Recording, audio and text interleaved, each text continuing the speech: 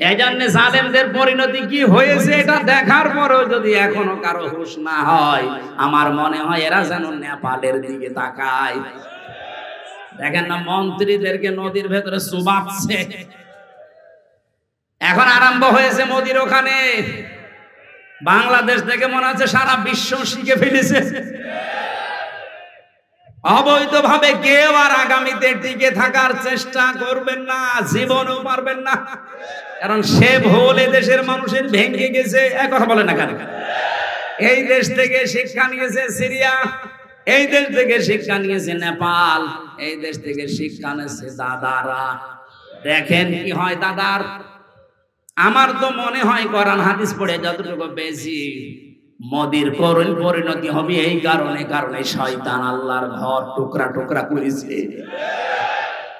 আল্লাহর কত ঘর সে ভেঙেছে বলেন তো?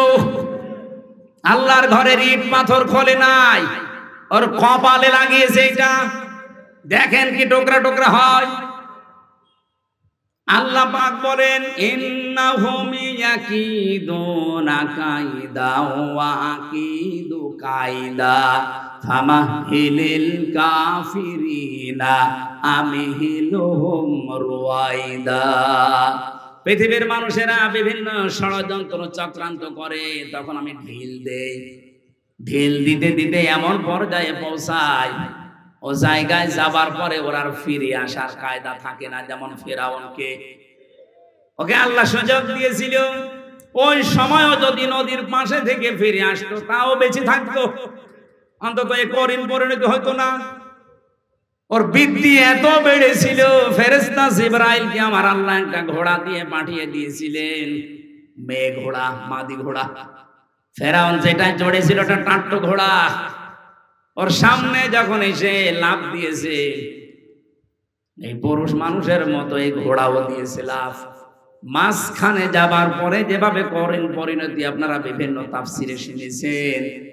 রব্বুল আলামিন বলেন মানুষ অন্যায় করতে করতে যখন দেওয়াল পর্যন্ত চলে যায়, ওকে আর ফিরে আসার সম্ভাবনা থাকে না। এজন্য আমাদের যখন সময় আছে, এই মিথ্যা মামলা, মিথ্যা কেস থেকে, মিথ্যা সাক্ষী থেকে যদি আগামীতে এই বাংলাদেশে বাঁচতে চান, দলমত দেখা যাবে না, সবাই মিলে ইসলামকে সংসদে পাঠাতে হবে। সবাইকে আহ্বান জানাচ্ছি, আসেন ইসলামকে পাঠান। আপনিও নিরাপদে থাকতে পারবেন, আমিও নিরাপদে থাকতে পারবো। গোবিন্দচন্দ্র পরামানিক, রাজবাড়ি বাড়ি, উনি সারা বাংলাদেশের হিন্দু মহাজোটের মহাসচিব। সেদিন ঢাকাতে আমারে বলছিল, মাওলানা জামাত ইসলামী বাংলাদেশ যদি এবার রাষ্ট্রে আসে, আমার বিশ্বাস দেশের সব ধর্মের মানুষেরা নিরাপদে থাকতে পারবে। হিন্দু মানুষের কথা বুঝে ফেললো, আর আপনার বুঝে আসে না। আপনি কোন ধান্দায় আছেন? ইসলাম না আসলে 54 বছর কি হয়েছে আপনি দেখেন না। কেউ কেউ চ্যাম্পিয়ন হয় দুর্নীতিতে, আর কেউ কেউ 15.5 বছরে কি করলো নিজের চোখের সামনে। আমার আজ 33 বছর বয়স, 92 সালে আমার জন্ম। সেই হিসাবে আমি 33 বছরের ভেতরে 18 বছর থেকে যদি আমি ভোট দিতে আরম্ভ করতাম, 3 বার ভোট দিতে পারতাম, একবারও পারি নাই। আগামীতে আমার একটা আশা, একটা শখ, একটু ভোট দেব। সেটাও দেখছি অনেকে এখন বন্ধ করার রাস্তায় আছে। এই কথা বলেন না কেন? আপনি বলেন ডাকসুর মতো কয়েকটা ছাত্র, মাত্র 11,000, এই রেজাল্ট দিতে আপনার 3 দিন লাগে। কোন কারণে? আপনি যদি এত অ্যানালগ হয়ে থাকে, ডিজিটাল বাংলাদেশে আপনার মতো মানুষ বেশি হওয়ার দরকার নেই। আপনিও পথ ছেড়ে দিয়ে ভিক্ষা করে খান। 11,000-এর যদি এই অবস্থা হয়, 18 কোটি মানুষ যখন ভোট দেবে, বলেন কত বছর লাগবে গণনা করতে? 5 বছর পার হয়ে যাবে না? এজন্য এই পদ্ধতি যদি অব্যাহত রাখেন আপনারা, আগামীতে কোন নির্বাচনই আর বাংলাদেশের মানুষ মেনেও নেবে না, দেবেও না। কারণ এই নির্বাচন হচ্ছে সে আগের মতো আবার সেই 9 সাল নাকি 8 সালে হয়েছিল না, এরপরে 14 সাল, এরপরে 18 সাল, এরপরে 24 সাল, যা হয়েছিল আবার যদি ওই রকম হয়, আমরা আশা করছি যারা দায়িত্বে আছে তাদের কোমর যেন সোজা থাকে। কাকে ভয় পান আপনি? এতগুলো মানুষের রক্তের উপরে বসে আছে, আপনার বিবেকে কিছু বলে না? 2732 জন মানুষের জীবনের উপর আপনারা বসে আছেন। কঠিন সিদ্ধান্ত নিয়ে অটল থাকা দরকার আমার মনে হয় যারা দায়িত্বে আছে। বাংলাদেশে 1628 জন মানুষ এখন আছে, ওসি সাহেব সহ। এই মানুষগুলোকে হযরত ওমরের মতো যেদিন আমরা দেখতে পাবো, এই বাংলাদেশটা মিনি জান্নাত হয়ে যাবে ইনশাআল্লাহ। সারা দেশের অবস্থায় এক মিথ্যা মামলার মিথ্যা সাক্ষী, এটা 180 মাইল বেগে অনেকে চালাচ্ছে। আরে ভাই, আপনি অত্যাচারিত, আপনার চাইতে আমি কি মাজলুম কম? আমি তো মামলা দিলে মিথ্যা সাক্ষী জোগাড় করলে 1000টা করা যায়। আমার বিনা কারণে মিথ্যা একটা মামলা দিয়ে মিথ্যা 4 জন সাক্ষী জোগাড় করে 3 বছর আমারে ফাঁসির কন্ডেম সেলে রেখে দিয়েছিল। আমার বাবার কাছ থেকে ওরা প্রায় 32 লাখ টাকা খেয়েছে। আমার তো এখন তারা যদি মাফ চায়, আমার মনে হয় ওই টাকা ফেরত নেওয়া দরকার। আগস্টের 5 তারিখের পরে খুব বেশি হলেও 9 তারিখের দিকে আমারে কল দিয়েছিল যে ওসি আমার মামলা রায় বলছে হুজুর মাফ করে দিয়েন। কে আপনি? বলছে আমি সেই মিজান। ও, মাফ তো করে দেব, অসুবিধা নেই, আমার টাকা ফেরত দেন। মাঝে মাঝে বহু টাকা আপনি আমার বাবার কাছ থেকে নিয়েছেন, আমার বাবা সব হিসাব করে রেখেছে, ওই টাকাগুলো ফেরত দেন, আপনারে মাফ করে দেব। কি করলেন এতগুলো টাকা নিয়ে? খেতেও তো পারেন না, যা করেছিলেন এখন পালিয়ে থাকেন। অবৈধ ইনকাম করলে যে কি হয় তার বাস্তব প্রমাণ এই ফ্যাসিস্টরা। কথা বলেন না? কিছুদিন আগে আমি সিঙ্গাপুরে ছিলাম, মালয়েশিয়া, দুইটা রাষ্ট্র যেহেতু পাশাপাশি, যে হোটেলে উঠেছিলাম নিচতলায় নেমে দেখি 2 জন বসে বসে চা খাচ্ছে আর মুখ নিচু করে আছে। চেহারা দেখে আমি চিনে ফেলেছি, যে সালাম দিলাম, বসো হুজুর আমরা আগেই পালিয়েছি। আরে ভাই, আপনি তো বলবেন ওয়ালাইকুম আসসালাম, না বসো হুজুর আমরা আগেই পালিয়েছি। 3 তারিখে ভাব দেখলাম যে ভালো না, এজন্য রাতে টিকিট কেটে চলে এসেছি। আমি ওই সময় ওনারে বলেছিলাম আপনি পালালেন কেন? আপনার না 620টা বাড়ি? কত? 620টা বাড়ি ওই লোকটার। ওরা সাহেব পাড়া বানিয়েছে মালয়েশিয়ায়, সিঙ্গাপুরে ফ্ল্যাট নিয়েছে, কানাডায় ওরা বানিয়েছে, লন্ডনে বানিয়েছে বেগম পাড়া, বিভিন্ন দেশে তো আছে, এই বাংলাদেশেও বহু জায়গায় তাদের বাড়ি। আল জাজিরা রিপোর্ট দিয়েছে ওই লোকটার বাড়ির সংখ্যা 620টা। আল্লাহর কি ইশারায় একটা বাড়িতেও থাকতে পারে না, হোটেলে থাকে। আমি বললাম আপনি বাইরে বের হতে পারেন না, সব সময় এখানে পড়ে থাকেন। হুজুর বাইরে যাব, কোন আশায় যাব? 20 লাখ বাঙালি থাকে মালয়েশিয়া, আমারে যদি দেখতে পায় পিটিয়ে ভক্ত বানিয়ে ফেলবে, এজন্য বাইরে যাই না, খালি এখানে আর নিচতলায় আসি মাঝে মাঝে চা খাওয়ার জন্য। আপনি দোয়া করেন। আমি বললাম দোয়া আপনার জন্য আসবে, আপনি যা করেছেন আপনার জন্য দোয়া আসবে। আপনি খুশি হয়ে তাকে আদর যত্ন দেবেন, ভালোবাসবেন। 2 নম্বরে তাকে দ্বীন শেখাবেন। 3 নম্বরে সৎ পাত্র দেখে পাত্রস্থ করবেন। হ্যাঁ, আমি দেখেছি বাংলাদেশের বহু বাবা মা গার্জিয়ান এই 3টার হয়তো একটা করে, বাকি 2টা অধিকাংশ পিতা মাতায় করতে চায় না। আর সন্তান হলে উনি খুশি, ওর পেছনে খরচ করে, ভালোবাসা দেয়, মহব্বত দেখায়, কিন্তু 2 নম্বরে তাকে দ্বীন শিক্ষা দেওয়া লাগবে। এইটার বেলায় অনেকেই উদাসীন, গাফেল।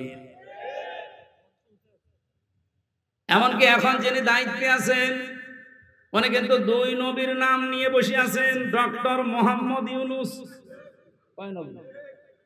মোহাম্মদ একটা, ইউনুস একটা। অথচ কয়েকদিন আগে 1 থেকে 5 পর্যন্ত প্রাইমারিতে শিক্ষক নিয়োগ দেওয়া হয়েছে গানের। কথা বলছেন শরীর চর্চার। আপনি একজন মুসলমান 2 নবীর নাম নিয়ে বসে আছেন চেয়ারে। 92% মুসলমানের দেশে আপনি নাচের মাস্টার নিলেন, শরীর চর্চার মাস্টার নিলেন, গানের মাস্টার নিলেন, একটা আলেমকে দিয়ে কোরআন শিক্ষার মাস্টার নেওয়া যায়নি? এ দাবি আমরা জানাচ্ছি আজকে। সারা বাংলাদেশের মুসলমানদের এবং মানুষের একই দাবি যে আপনি যেহেতু ফেব্রুয়ারির 12 তারিখে নির্বাচন দিয়ে চলে যাবেন, যান, এমন একটা কাজ করে যান যেহেতু আপনি অমর হয়ে থাকবেন।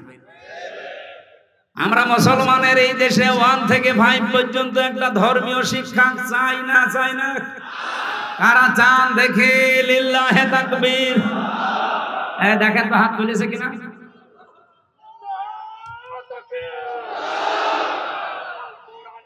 আলহামদুলিল্লাহ। আমাদের এই দাবি যদি ডক্টর মোহাম্মদ ইউনূস পর্যন্ত, আমি জানি যে যাবে, কারণ কত ফেরেশতা বসে আছে দেখেন, এইটা কি রহমান কাতিবিন না? পৌঁছে যাবে জায়গা পর্যন্ত। ওনার কান পর্যন্ত যাওয়ার পরও যদি কিছু নাও করে, আমার আরশ পর্যন্ত চলে গেছে।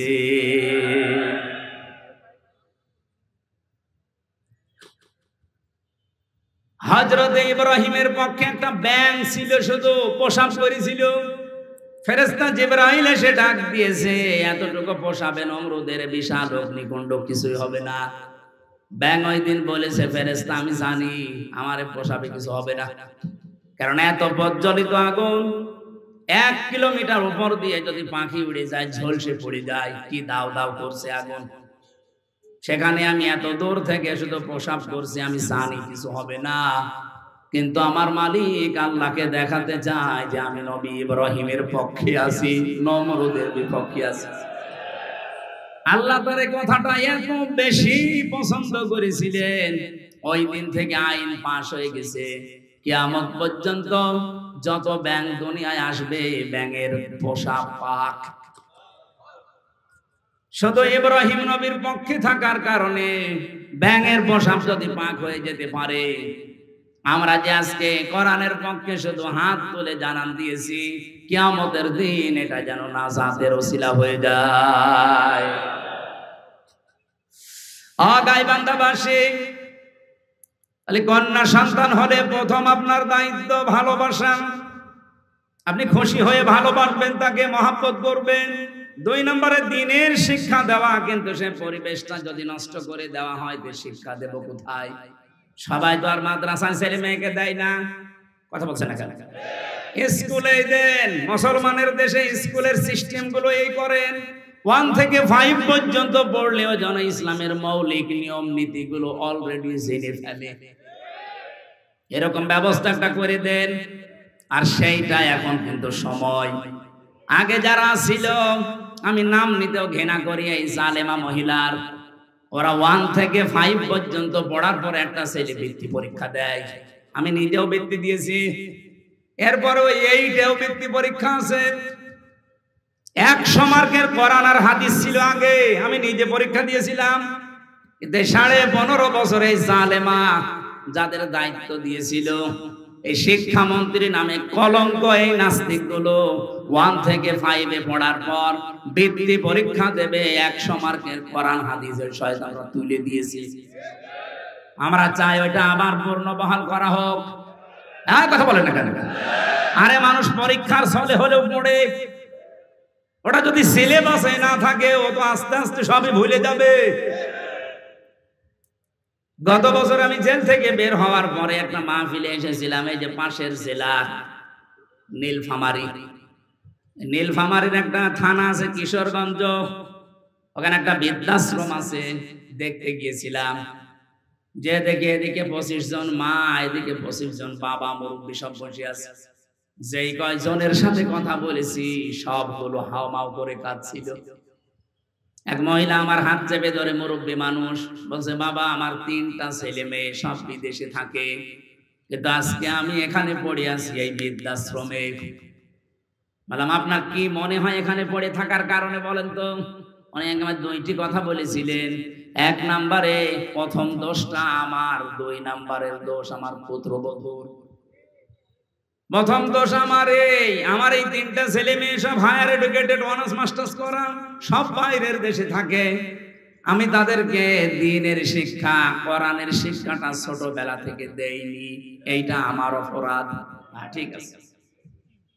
2 নম্বরে, আমার যে পুত্র বধূ সবগুলো মডার্ন, আল্ট্রা মডার্ন। এরা আমার ছেলেদেরকে কান ভাঙিয়েছে যে এই বুড়ি মানুষ বাড়ি রাখার দরকার নেই। শেষ পর্যন্ত তারা তো চলে গেছে, আমারে রেখে গেছে এই বৃদ্ধাশ্রমে। আমি এখন এই যে 24 ঘন্টা কাজ কাম নেই, শুধু পড়তে থাকি, মাঝে মাঝে কোরআন হাদিস ইসলামের ইতিহাস পড়ি। আমি বুঝি এই ছেলেটারও দোষ না, দোষ এখন আমার মনে হচ্ছে। কারণ আল্লাহর কোরআনের যে জ্ঞানটা, ওয়াকাদা রাব্বুকা আল্লা তা'বুদু ইল্লা ইয়্যাহু ওয়া বিল ওয়ালিদাইনি ইহসানা। আল্লাহ বলেন আমি রায় দিলাম, আমি রায় দিয়ে দিলাম, সিদ্ধান্ত দিলাম, ফয়সালা দিলাম, আমি আল্লাহ লিখে দিলাম, আমি আল্লাহ ছাড়া কারো ইবাদত করা যাবে না। আর তোমাদের মা বাবা যাদের আছে তাদের সাথে ভালো ব্যবহার করা লাগবে। আল্লাহর পরে যাদের স্থান তারা কারা? বলেন বলেন। সেই মা বাবা, তাদেরই তারা স্থান জানে না, কারণ তারা এ বিষয়ে জ্ঞান অর্জন করে নাই। তাদেরকে যেহেতু আমরা শেখাতে পারি না, এই জন্য প্রথম দোষটাই আমার। আমরা আশা করব যারা দায়িত্বে আছেন আপনারাও মুরব্বী হবেন। আপনাদের আগামী প্রজন্ম যদি বৃদ্ধাশ্রমে আপনাদের রেখে না আসে, আল্লাহর পরে আপনার স্থান এটা যদি না জানে, আপনাদের কপালেও আসতেছে। যেন আমার মনে হয় এই মুহূর্তে 1 থেকে 5 পর্যন্ত এমন সিস্টেম করা দরকার, মানুষ যেন হাফ আলেম হয়ে যায়। এ দাবি কি শুধু আমার একার না সবার? মেয়েটার জন্য 3 নম্বরে আপনি সৎ পাত্র দেখবেন। আজ মেয়ের বাবা যারা অনেকে সৎ পাত্র দেখে না, দেখে যে এই ছেলের মাল আছে কিনা, নাকি এ ছেলে এসব নেই। বলেন তো, নবীজি তার 4টা মেয়ে বিয়ে দিয়েছিলেন, সবচাইতে আদরের যেটা ফাতেমা তো জহরা। কত ধনী এই মানুষের সন্তান বিয়ের প্রস্তাব দিয়েছে, বিশ্বনবী বলেন না। উনি যদি চিন্তা করতেন যে ধনী মানুষের কাছে দিলে আমার মেয়ে সুখে থাকবে, মক্কার বহু ধনাঢ্য মানুষেরা তাদের প্রস্তাব দিয়েছিল, একটাতেও রাজি হয়নি। এমন একটা মানুষের সাথে নবীজি রাজি হয়েছেন যার নিজের বাড়ি বলেও ছিল না, নবীর বাড়িতে থাকতো। এজন্য সৎ পাত্র হওয়া লাগবে। আমি ঝিনাইদহে একটা বাড়িতে অনুষ্ঠানে ছিলাম, আমাকে চা দিল, কাপ দিয়েছে স্যার, কিন্তু পিরিচ দেয়নি। অথচ লোকটা টিয়নো, আপনি টের পাচ্ছেন? আমি তো হেসে ফেলেছি, জ্ঞানী মানুষ তো বুঝে ফেলেছে। আমার দিকে তাকিয়ে বলছে, হুজুর আপনি কেন হাসলেন? আমি কিন্তু জানি আপনি মনে করছেন আমি টিয়নো। আমি একটা থানা পুরা উপজেলার প্রধান। আমি আপনাকে চা খেতে দিয়েছি, শুধু কাপে পিরিচ দেয়নি নিচে, আপনি হাসলেন। বাস্তবতা এটা, গত পরশু দিন এই পিরিচটা ভেঙে গেছে, কাপটা নিচে যেটা। আমি ইচ্ছা করলে কিনতে পারতাম, এরকম 1000টা পিরিচ কিনতে পারতাম। গতকালকেও আমার অফিসে একটা বিশাল বান্ডিল এসেছিল, শুধু সই করতে বাকি। সই করে দিলে ওই 8 লাখ টাকা আমি পেয়ে যেতাম। এরকম পিরিচ 1000টা কিনতে পারতাম। সেই ছোটবেলায় আমি আমার মায়ের কাছে, মাওলানার কাছে, ওস্তাদের কাছে আমি শিখেছি যে ঘুষ খাওয়া এটা হারাম। ওই দিন থেকে এই পর্যায় পর্যন্ত আমি আজও কোনো ঘুষ খাইনি। এত কষ্টের জীবন যাপনে আছে। এই যে অন্যায় অবৈধটা আমার সামর্থ্য থাকার পরও আমি করি নাই, এই জন্য আল্লাহ অন্য দিক থেকে আমারে বসিয়ে দিয়েছে। রব্বুল আলামিন আমার স্ত্রীকে বানিয়েছে আমার মন মতো আল্লাহওয়ালা, আমার সন্তানগুলো ঠিক আল্লাহ ওইভাবে মন তৈরি করে দিয়েছে। যতটুকু দেওয়া হয় অতটুকুতেই তারা আত্মতুষ্টি, আত্মতৃপ্তিতে আছে। আপনি যদি হারাম ইনকাম করেন, আপনার স্ত্রী, আপনার সন্তানাদের মন আল্লাহ ঠিক ওই রকম করে দেবে। এই কথা বোঝেন? এটাকে আমি বানালাম। সূরা তাহা 16 নম্বর পারা 19 নম্বর পৃষ্ঠা 13 নম্বর লাইনের 124 নম্বর আয়াতে এই তথ্যটা আছে। ওমান আ'রাদা আন যিকরি ফাইন্না লাহু মাঈশাতান দানকা ওয়া নাহশুরুহু ইয়াওমাল কিয়ামাতি আ'মা। রব্বুল আলামিন বলেন, আমার বিধান বাদ দিয়ে যারা ইনকাম করবে, বলেন তো ঘুষ খাওয়া এটা আল্লাহর বিধানে আছে? হ্যাঁ বলেন বলেন। আল্লাহর বিধানের বাইরে যারা উপায় করে ইনকাম করে, চর্ম চোখে দেখতে মনে হয় যে বিশাল সম্পদের মালিক হয়ে যাচ্ছে, আল্লাহ বলেন আমি দঙ্কা করে দেই, ওর জীবনের এই উন্নতিতে কোনো বরকত থাকে না। হ্যাঁ, হয়তো প্রতিদিন 2 লাখ টাকা করে আসবে ঠিক, কিন্তু 2.5 লাখ টাকা চলে যাবে এরকম রাস্তা বানিয়ে দেব। আসবে প্রতিদিন বৈধ অবৈধ ভাবে 2 লাখ করে, যাবে প্রতিদিন কত? লাভ হচ্ছে না লস হচ্ছে? এটা তো একটা গেল। সবচাইতে বড় বিষয়, আমি ওর অন্তর থেকে শান্তি তুলে নেব। এই দঙ্কা শব্দের ব্যাখ্যা হচ্ছে ওর জীবনের কোনো কিছুতে আমি শান্তি রাখবো না। ওর বউ চলবে ওর অবাধ্য হয়ে, সন্তান আদিগুলো নষ্ট হয়ে যাবে, কারণ এই প্রভাব পড়বে। হারাম ইনকাম করে যা খাওয়াচ্ছেন এই সন্তানগুলো হারাম হয়ে যাবে। এতটুকু আল্লাহ যদি শেষ করে দিনে আয়াতই পড়তাম না, এর পরেরটা আরো ঝামেলা। ওয়া নাহশুরুহু ইয়াওমাল কিয়ামাতি আ'মা। কিয়ামতের দিন ওকে যখন তুলবো, ওর চোখ থাকবে না, অন্ধ হয়ে উঠবে। আমি আল্লাহর সামনে দাঁড়িয়ে বলবে, ক্বালা রাব্বি লিমা হাসারতানি আ'মা। হে আল্লাহ, আমার তো চোখ ছিল, আমি অন্ধ কেন? রব্বুল আলামিন এবারে মানে কঠিন কথা জানালেন যে আমি ওকে সঙ্গে সঙ্গে ধমক দেব। ক্বালা কাযালিকা আতাতকা আয়াতুনা ফানাসিতাহা। তোর সামনে আমার আয়াতগুলো এইভাবে তেলাওয়াত হতো, হাজার হাজার আলেম ওলামা নবী রাসূলরা তোকে এইভাবে শুনিয়েছে। আমার আয়াতগুলো শোনার পরে এভাবে না শোনার ভান করেছিলি, জানার পরে যেভাবে না জানার ভান করতিস, যেভাবে ভুলে গিয়েছিলি জানার পরে, আজকে তোরে আমি আল্লাহ ভুলে গেলাম। তুই যে আমার বান্দা ছিলি, তুই যে আমার বান্দি ছিলি, কোনদিন আমার এই জবানে তোর নাম আমি আর উচ্চারণ করব না। বলেন নাউজুবিল্লাহ। ও গাইবান্ধাবাসী, কিয়ামতের দিন যদি আল্লাহ আমাকে না ডাকে, আমার নাম ধরে তার জবানে, আপনার নাম ধরে যদি কিয়ামতে আল্লাহর ডাক না দেয় যে তোর নাম আর কোনোদিন উচ্চারণ হবে না, যা। নিজের নাম উচ্চারণ না হলে কেমন লাগে আপনি জানেন? আমি যখন আয়না ঘরে ছিলাম, মাটির নিচে আমি নিজে দেখেছি, মাটির নিচের ওই দেওয়ালে লেখা আছে, কেউ কেউ এই নখ দিয়ে, বড় বড় নখ হয়ে যায়, খুশিয়ে খুশিয়ে দেওয়ালের সাথে লিখেছে যে ভাইরা এই যে নাম্বার লিখেছি, কেউ যদি বাইরে যেতে পারেন এই নাম্বারে যাবেন, যে এই নামের মানুষটা আজও বেশি আছে। মানুষটা পড়ে আছে আজ 8 বছর, 10 বছর, 14 বছর পড়ে আছে, কেউ জানে না। আমার সাথে যারা ছিল 7 বছরের মানুষ আমি পেয়েছি, পাগলের মতো হয়ে গেছে, এত বড় বড় চুল। তার মানে 6 মাস 1 বছর পরে তাদের চুল কেটে দেয় কোনো কায়দায়। আমি তো অল্প দিন ছিলাম, এই জন্য আমার অত কিছু হয়নি। ওর নাম যে কি, লোকটা নিজের নাম পর্যন্ত ভুলে যায়, কারণ কেউ তারে ডাকে না। নিজের নামই দুনিয়ার এই জমিনে কেউ না ডাকলে কত আফসোস লাগে, কত দুঃখ লাগে, কত কষ্ট লাগে নিজের ভেতরে। আল্লাহ পাক বলেন, কিয়ামতের দিন তোর নাম আমি আমার মুখ দিয়ে আর কোনোদিন উচ্চারণ করব না। তুই যে আমার বান্দা ছিলি, তোকে আমি বানিয়েছিলাম, আমি ওটা ভুলে যাব। এই আয়াতটা পড়ার পরে আমার সবচেয়ে বেশি টেনশন হয়, ওয়াকাযালিকাল ইয়াউমা তুনসা দিয়েছেন আল্লাহ, জীবনেও আপনার নাম আর উচ্চারণ হবে না, ওই শেষ। আমার তো মনে হয় এরকম বহু মানুষ দুনিয়াতে আমরা আছি যারা আল্লাহর বিধানকে বাদ দিয়ে এই পৃথিবীতে উপায়, ইনকাম এগুলো করছি, দেদারছে। আশা করছি এই মাইকের আওয়াজ শোনার পরে এই মানুষগুলোর জীবন থামবে। আল্লাহ যেন তৌফিক দাও মানুষকে, বলেন আমিন।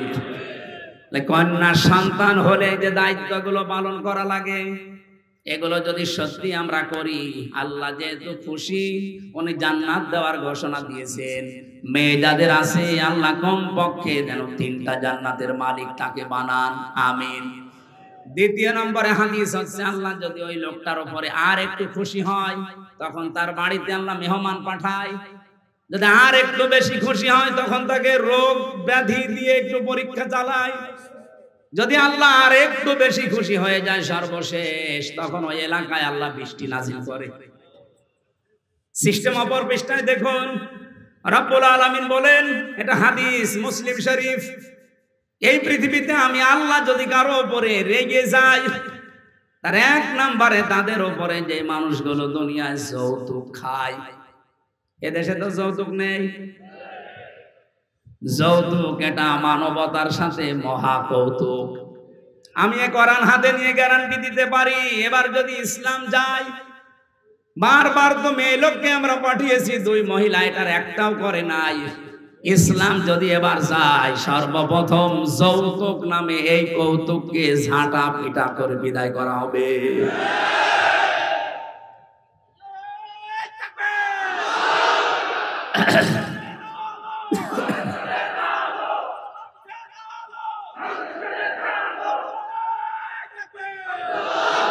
রংপুর বিভাগের মানুষেরা, এটা শুধু যৌতুকের বিষয় না, বহু বাড়িতে আমরা এখনো পর্যন্ত দেখি 200, 300, 500 মানুষকে নিয়ে যাচ্ছে বরযাত্রী। না, এই জেলায় এসব নেই। কোথায় পেয়েছেন ভণ্ডামি? বরযাত্রী ইসলামে নেই, বরযাত্রী ইসলামে নেই। এগুলো এসেছে হিন্দুদের সংস্কৃতি থেকে। হ্যাঁ, ইসলামে আছে অলিমা। কি অলিমা করা লাগে? ছেলের বাড়ি না মেয়ের বাড়ি? আপনি যদি কিছু করতেই চান, ছেলের বাড়িতে আপনি অনুষ্ঠান করবেন, 200-500 না 1000 মানুষ খাওয়ান, কোনো অসুবিধা নেই। আপনি মেয়ের বাবার বাড়িতে তার অনুমতি ছাড়া, তার সন্তুষ্টি ছাড়া একটা পানও খাওয়া আপনার জন্য জায়েজ নেই। আর আপনি 200 মানুষ নিয়ে খাওয়াচ্ছেন গরুর মতো। আজকে থেকে সিদ্ধান্ত নেওয়া লাগবে যে যেটা ইসলামে নেই, এই বরযাত্রীর দাওয়াত পেলেও আমি আর জীবনে যাব না। কারা কারা রাজি আছেন দেখি? অনেকে হাত তুলছে না। ঠিক আছে, এখানে যারা বিয়ে করেছেন সত্যি করে বলবেন, বিয়ে যারা করেছেন, অলিমা করেছেন, কারা কারা হাত তোলেন তো? আন্দাজে হাত তুলছেন না? ওসি সাহেব হাত তুলতে পারিনি, তার মানে উনি অলিমা করিনি, বরযাত্রী নিয়ে গেছে। সিস্টেম হয়তো জানতো না, আগামীতে এই সিস্টেম বাংলাদেশে থাকবে না। এদেশে যদি মেয়ে বিয়ে করতে চান, আপনি বিয়ে করে নিয়ে এসে অলিমা করবেন ছেলের বাড়িতে। যৌতুকের টাকা না খেয়ে আমার মনে হয় পায়খানা করে খেয়ে ফেলা ভালো। হ্যাঁ, কারণ পায়খানা খেলে মাত্র একটা গুনাহ হবে, কবিরা গুনাহ। আর যৌতুকের টাকা যারা নেন, ডবল গুনাহ হবে, একটা কবিরা আর একটা জুলুমের গুনাহ। যতদিন পর্যন্ত এই টাকা আপনি শ্বশুর শাশুড়িকে ফেরত না দেবেন, ততদিন আল্লাহ আপনাকে মাফ করবে না। বেশি বললে আবার আমিও ঝামেলায় পড়ে যাব, কারণ আমি একটা সাইকেল নিয়েছিলাম, এটা ফেরত দেওয়া লাগবে। আমি যদিও দিয়েছি ওইটা, তারপরেও যদি শ্বশুর বলে না ওই সময় সাইকেল আর এখন সাইকেল দাম আকাশ পাতাল, টাকা আরো দে, অসুবিধা নেই, আমি দিয়ে দেব। তো যারাই নিয়েছেন দেওয়া লাগবে। এই যে বারবার বরযাত্রী নিষেধ করছি যেতে, অলিমা করার জন্য বলছি, আমার 3টা মেয়ে, আমার বাসা লাগবে না। এই কথা বলে দেখা না, ইসলামে যেহেতু নেই এই কাজটা, এই সমাজে বন্ধ হওয়া দরকার। এই গাইবান্ধা থেকে এই সংস্কার আরম্ভ হওয়া দরকার ইনশাআল্লাহ। আপনারা আরম্ভ করেন তো সামাজিক ভাবে, দেখবেন হয়ে যাবে। সংস্কার যখন চলছে সারা দেশে, এইটা নিয়ে সংস্কার হোক। এদেশে আর কোন যৌতুক থাকবে? ইসলাম আসলে তো থাকবেই না। আমরা নিজেরাও এখন চেষ্টা চালাবো। 2 নম্বরে আল্লাহ আরেকটু যখন রেগে যান যারা গীবত করে তাদের উপরে, অথচ গীবত এখন আমাদের কাছে ঘি ভাতের মতো হয়ে গেছে। তিন নম্বরে আল্লাহ আর একটু যখন রেগে যায় কারো উপরে, যে লোকটা মিথ্যা কথা বলে। এদেশে তার এটা নেই। আগস্টের 5 তারিখের আগের কথা বাদ দেন, আমার তো মনে হচ্ছে আগস্টের 5 তারিখের পরে যত মিথ্যা মামলা আর মিথ্যা সাক্ষী বেড়েছে, নাকি এসেলাই বন্ধ আছে? আল্লাহ পাক একেবারে সর্বশেষ যখন সবচাইতে বেশি রাগান্বিত হয়ে যায় কারো উপরে, যখন দেখে লোকটা সুদ খায়। এদেশে তো সুদ নেই। হ্যাঁ, এদেশে হয়তো ব্যাংকিং ব্যবস্থা যে সুদগুলো অনেকে করেন না, কিন্তু ওই যে টাকা ছেড়ে রাখেন, টাকা আসে, 1000 টাকা দিয়ে রাখলে 100 টাকা করে মাসে মাসে বেশি দেয়। এই সিস্টেমে আছেন কারা দেখি তো, বলেন লিল্লাহি তাকবীর। ও এই এলাকায় নেই, আলহামদুলিল্লাহ। যদি কেউ করে থাকেন, আশা করছি আপনি এই অন্যায়টা ছেড়ে দেন, নয়তো আপনি নামাজও পড়েন, মায়ের সাথে জিনাও করেন। একটা নিকৃষ্ট শব্দ এটা। সন্তান যত খারাপ হোক, বলেন তো মায়ের সাথে জিনা করা এটা সম্ভব? হ্যাঁ বলেন। অথচ হাদিস এটা, যারা সুদ খায়, 1 টাকা পরিমাণেও যারা সুদ খায়, ওজন্য 1 বার 2 বার না, মায়ের সাথে 33 বার জিনা করে। আল্লাহ তুমি আমাদের দেশের মানুষকে এই মহা পাপ থেকে বাঁচাও। আরো জোরে বলেন। তাহলে মুসলিম শরীফের হাদিসের বাক্য ছিল 4টা কাজে আল্লাহ খুশি, আর এই 4টা কাজে আল্লাহ বেজার। যেগুলোতে আল্লাহ খুশি, আমাদেরকে এই কাজগুলো দুনিয়ায় করার তৌফিক দেন। যেগুলোতে নারাজ, আল্লাহ ছেড়ে দেওয়ার সুযোগ দেন। বলেন আমিন। আমার তেলাওয়াত কিন্তু আয়াত সূরা আরাফের 26-27, আমরা 2টা আয়াত পড়েছি। আলোচনার বিষয় ছিল মানব জাতিকে শয়তানের প্রথম হামলা এবং তার পদ্ধতি কি ছিল। এই পৃথিবীতে শয়তানের যত টার্গেট, সর্বপ্রথম টার্গেট ছিল এই যে আয়াতে আছে। রব্বুল আলামিন বলেন, ইয়া বানি আদম কদ আনজালনা আলাইকুম লিবাসা। হে বনি আদম সন্তান, এখানে লক্ষ্য করেন, আল্লাহ কিন্তু ঈমানদারকে ডাকেন নাই, আল্লাহ মুসলমানদেরকে আলাদা ভাবে বলেন নাই, ডাক দিয়েছেন ইয়া বানি আদম, হে বনি আদমের সন্তান। বলেন তো অন্যান্য ধর্ম যারা মেনে চলে, ওলা বনি আদম সন্তান কিনা? বলেন বলেন। তার মানে অন্য ধর্মের লোক যদি আশপাশে থাকেন, সে আপনি হিন্দু হন, খ্রিস্টান হন, বৌদ্ধ হন, যারা আছেন সবাইকে আল্লাহ ডাক দিয়েছেন, কারণ সবার মালিক কে? বলেন বলেন। ওরা হয়তো বাপ দাদার কথা মানতে গিয়ে সরাসরি বলতে পারে না আল্লাহ, কিন্তু মনের ভেতরে এটা ওদের আছে। বিপদে পড়ে দেখবেন তখন কিন্তু আল্লাহ ছাড়া আর কোনো ভগবানের নাম মনে আসে না। কথা বলেন। আমি বরিশালে ছিলাম ছোটবেলায়, যেতাম তখন নৌকায় ব্রিজ ছিল না, হঠাৎ দেখে একটা ঝড় উঠেছে। আমরা তো পড়ছি লা ইলাহা ইল্লা আনতা সুবহানাক। পাশে আমার দেখে এক দাদা হিন্দু আর দাদি, ওরা বলছে লা ইলাহা ইল্লাল্লাহ। কি গো, চেহারা দেখে তো মনে হচ্ছে অন্য ধর্মের লোক। কালেমা পড়েন, মুসলমান হয়েছেন? বলছে না। পড়েন কি করে?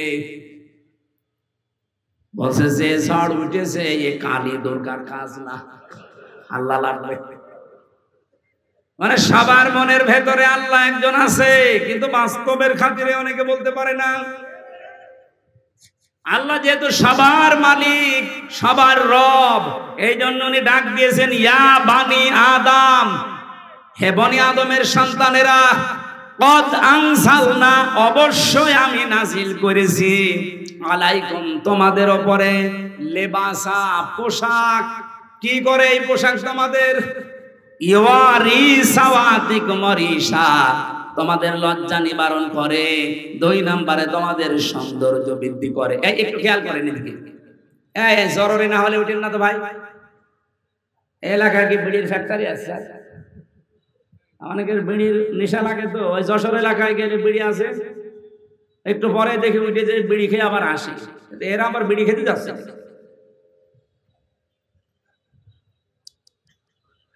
গাইবান্ধা বাসে একটু খেয়াল করেন, এখানে শব্দের ভেতরে আমরা 2টা বিষয় পেলাম। পোশাক আল্লাহ আমাদের কাছে দিয়েছেন, এক নাম্বার আমাদের লজ্জা যেন নিবারণ হয়।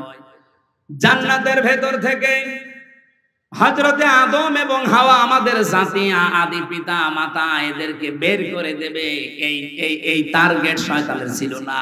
শয়তানের টার্গেটই ছিল এদেরকে আমি উলঙ্গ অবস্থায় দেখব। এই জন্য শয়তান সবসময় যৌনতা ছড়াতে ভালোবাসে।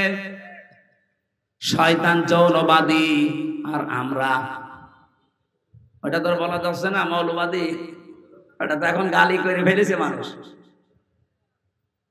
শয়তান সব সময় যৌনতা ছড়াতে ভালোবাসে। যারা আজ নিজেদের গোপন অঙ্গগুলো ৮-৬০ পোশাক পরে, ছোটখাটো পোশাক পরে, শরীরের আপত্তিকর জায়গাগুলো মানুষকে দেখিয়ে মজা পান, আপনি নিজে বিশ্বাস করতে পারেন আপনি মানবের আর সন্তান নেই, আপনি শয়তানের সন্তান। পৃথিবীতে আল্লাহর যত সৃষ্টি আল্লাহ বানিয়েছেন 18,000 আমরা বলি, তার চাইতেও বেশি আছে। শুধুমাত্র একটা সৃষ্টি দেখবেন তাদের লজ্জায় স্থান মানুষকে দেখায়, কুকুর। কি এত বড় লেজ উল্টো করে রাখে, মানুষকে দেখায় যে যা দেখবি দেখ। আমার তো মনে হয় এই দেশে যারা নিজেদের উলঙ্গ অর্ধ উলঙ্গ পোশাক আশাক পরে বিভিন্ন গোপন অঙ্গগুলো মানুষকে দেখি আরো আনন্দ পায়, এরা আর কুকুর সমান। আমি এত নিচে নামতাম না। আপনার একটু লজ্জা লাগে না এমন খারাপ পোশাক পরে রাস্তায় আসেন? মানুষ আপনাকে দেখে কত রকমের আজে বাজে, কত রকমের নিম্ন কথা বলে আপনি জানেন? আপনি যখন রাস্তা দিয়ে আপনার বউকে উলঙ্গ অর্ধ উলঙ্গ করে মোটরসাইকেলে নিয়ে যান, কত যুবক রাস্তায় দাঁড়িয়ে বলে মাল গেল। আর আপনার বউকে দেখে যদি কেউ বলে যে মাল গেল, ওই মালের পেটে আর ভালো মাল আল্লাহ দেবে না। কারণ মেয়েদের এই কয়েক ইঞ্চি পেট, এটা খুব দামি জায়গা। এখানে যার নজর যত খারাপ পড়বে ওখান থেকে খারাপ জিনিস ডেলিভারি আসবে। বলে যে হুজুর দোয়া করেন ছেলে যেন আব্দুল কাদের জেলানির মতো হয়। ছেলে আব্দুল কাদের জেলানি এমনি হবে? আপনি আব্দুল কাদের জেলানির জীবনী পড়েন, তার মা কোন ধাঁচের ছিলেন। হযরতে আব্দুল কাদের জেলানি রহমতুল্লাহ আলাইহি যে মায়ের পেটে এসেছিলেন, ওই মা বাসর রাতে, স্বামী বাসর রাতে ঢোকার পরে দৌড় দিয়েছে আবু মুসা জঙ্গি রহমতুল্লাহ আলাইহি। আমি তার জীবনী পড়তে গিয়ে এটা পেয়েছি। স্ত্রী তখন ডাক দিয়ে বলছে, স্বামী আপনি দৌড় দেবেন না, আমার বাবা আপনাকে যেই কয়টা কথা বলেছিল সবই রূপক অর্থে ঠিক আছে। আমার বাবা বলেছিল আমি নাকি অন্ধ। হ্যাঁ আমি অন্ধ। যৌবন পাওয়ার পরে আজ পর্যন্ত আমার চোখ দিয়ে আল্লাহর নিষিদ্ধ কোন জিনিস আমি দেখি নাই। মেয়েরা যৌবন পায় কখন? এখানে একটা মাসলা বলা দরকার। মেয়েরা এসেছে, সম্মানিতা মা বোনেরা, যখন পয়েন্ট এসেছে আপনাদের মাসলাটা জানা দরকার। মেয়ে মানুষেরা যৌবন প্রাপ্ত হয় যখন তাদের শরীর খারাপ হয়। সেটা 12 বছর, 15 বছর, 16 বছর যাই হোক, যখনই শরীর খারাপ হবে ওই দিন থেকে তাদের নামাজ এবং রোজা ফরজ। এরপর থেকে বাবার আন্ডারে মায়ের আন্ডারে যতদিন থাকবে, যদি এক ওয়াক্ত নামাজও কাজা করে, যদি না পড়ে যা গোনা হবে এই বাবা মার। এখানে আরেকটা বিষয় বলা দরকার, মেয়ে কখন যৌবন পেয়েছে এটা অনেক বাবা জানে না, কিন্তু মা জানে। এক কথা বলছেন এখানে। এই জন্য মায়েদের উচিত বাবাকে আপনি ইঙ্গিত দেবেন, তোমার মেয়ে কিন্তু এই অবস্থা। সকালে ফজরের নামাজ শুধু নিজে ঢিপ দিয়ে চলে আসবা না, সেজদাটা মেয়েও যেন দেয় সে ব্যবস্থা করো। ওই এতদিন তো অভ্যাস ছিল না, ওকে অভ্যাস তৈরি করাও। হয় নিজে ডেকে দাও, নিজে নামাজের তাকিদ দাও, না আমাকে দিয়ে ভালো করে তাকিদ দাও। কারণ এই মেয়েটা এই যে 12 বছর 13 বছরে যৌবন পেয়েছে, এরপরেও নামাজ পড়ে না। কিয়ামতের দিন যখন আল্লাহ বিচার করতে বসবে, নাজালুহুমা তাহাতা আকদামিনা, তোমাকে আর আমাকে সামনে নিয়ে আল্লাহ বলেন মুখের উপরে জোড়া লাথি দিয়ে জাহান্নামে দেবে। বহু মেয়ে বহু ছেলে জোড়া লাথি মুখে দিয়ে আপনাকে আমাকে জাহান্নামে নেবে, শুধু অসচেতন থাকার কারণে। এই জন্য সচেতন হবেন আজকে থেকে মায়েরা। আমি যেদিন যৌবন পেয়েছি ওই দিন থেকে আমার এই চোখ দিয়ে কোনো নিষিদ্ধ জিনিস আমি দেখি না। এই জন্য বাবা আপনাকে বলেছে আমি নাকি অন্ধ। আমার বাবা বলেছিল আমি ন্যাংরা, হ্যাঁ। আমার এই পা দিয়ে হারাম কোনো কাজে আমি যাইনি। বাবা বলেছিল আমি কালা, হ্যাঁ। আমার এই কান দিয়ে আমি আজ পর্যন্ত কারো গীবত শুনিনি। বাবা বলেছিল আমি বোবা, আমার এই মুখ দিয়ে হারাম কোনো কথা আমি বের করি না। এই যে এতগুলো কথা শোনার পরে এই বংশে এসেছিল, এই মায়ের পেটে এসেছিল হযরতে আব্দুল কাদের জিলানী। 6 বছর মাত্র বয়স হয়েছে তার। ওনার পুরা জীবনী আমি পড়েছি। ওনার মা নিয়ে গেছে মক্তবে। ওস্তাদ বলছে এই বলো আলিফ। উনি বলছে হুজুর আলিফের অর্থ কি? আলিফের কোনো অর্থ হয় না। উনি ওই দিনই বলেছিল ওস্তাদ আলিফের যদি অর্থ না হয় ও জিনিস আমি পড়ি না। কারণ যে জিনিসের অর্থ নেই ওই জিনিস পড়ি আমি করবো কি? আপনি আমাকে অর্থ শেখান। উনি বলছে তুমি জানো আলিফের মানে? হ্যাঁ জানি।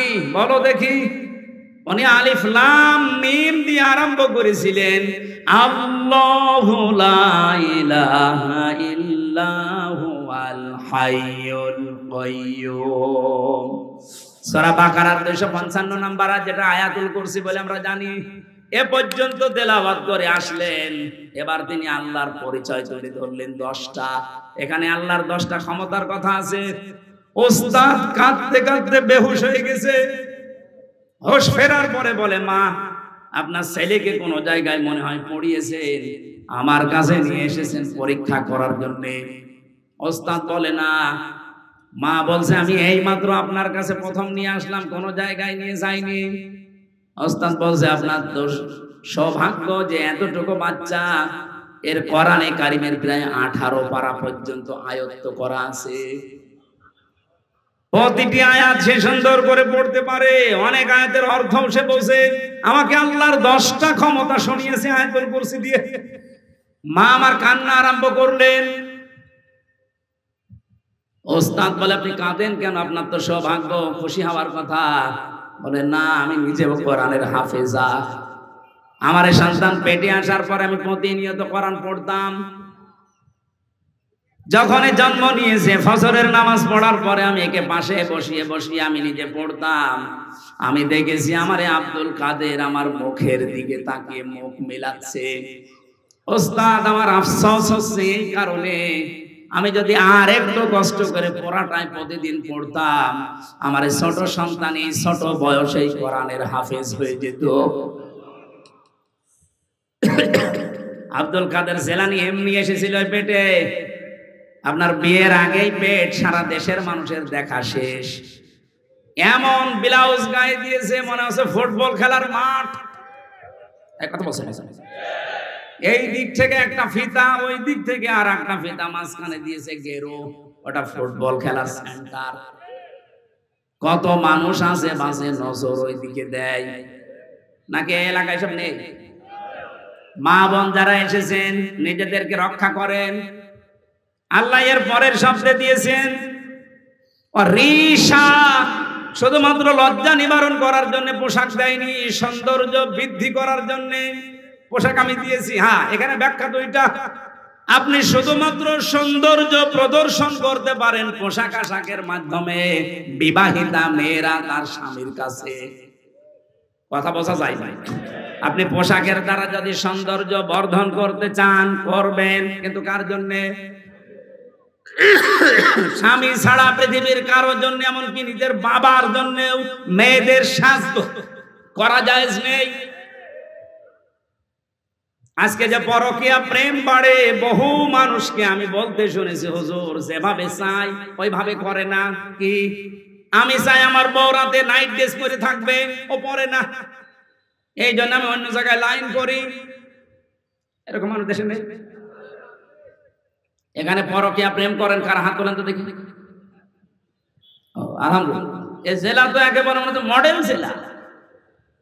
কোনো কিছুই নেই, যৌতুক নেই, পরকীয়া প্রেম নেই, অসিত খুব আরামে আছে।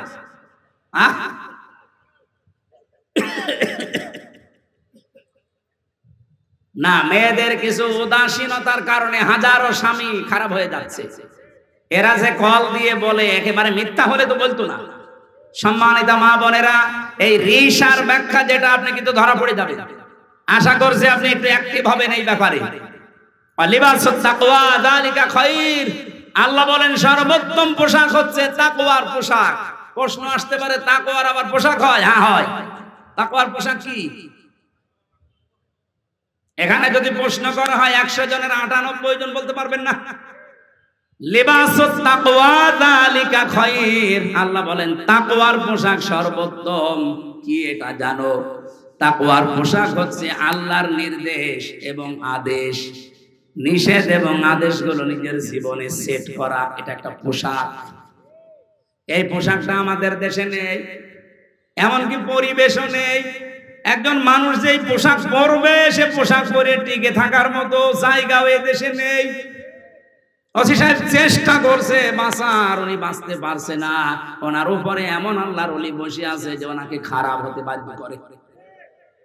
আমি কি বেশি বলে ফেললাম? এরকম জায়গা দেশে নেই।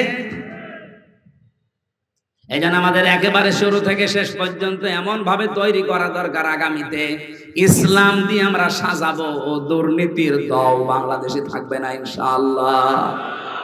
বাইরের দেশগুলো ঘোরাঘুরি করে আমার এতটুকু অভিজ্ঞতা হয়েছে, তারা দাঁড়িয়ে গেছে শুধুমাত্র দুর্নীতি আর খাদ্যে ভেজাল তারা দেয় না, এই কারণে।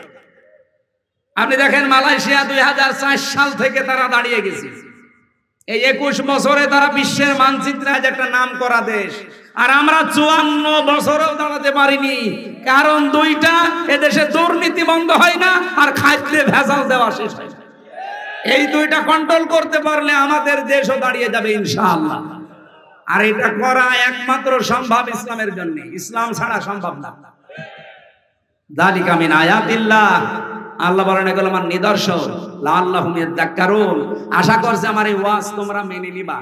এখন একটা একটা করে যত আয়াত আছে এর উপর ভেতরে এক একটা শব্দে লক্ষ লক্ষ কথা আছে। আপনারা ভেজা কাদা বিভিন্ন জায়গায় দাঁড়িয়ে বসে আছেন, এই কষ্টের দিকে তাকানো লাগছে। আর আমি, আপনারা জানেন, বাংলাদেশ জামাত ইসলামী থেকে আমার নমিনি বানিয়েছি। সেই সকাল থেকে শুরু করে সন্ধ্যা পর্যন্ত 8টা 10টা করে অনুষ্ঠান।